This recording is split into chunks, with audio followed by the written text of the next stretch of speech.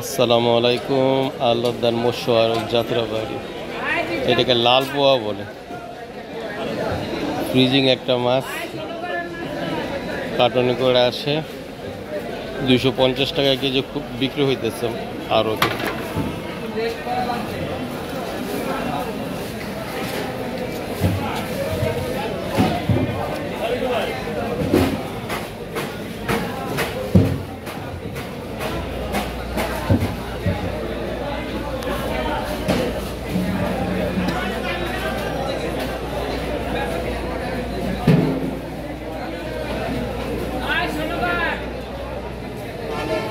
ওজন পড়ে একটা 200-250 গ্রাম ওজন হইব।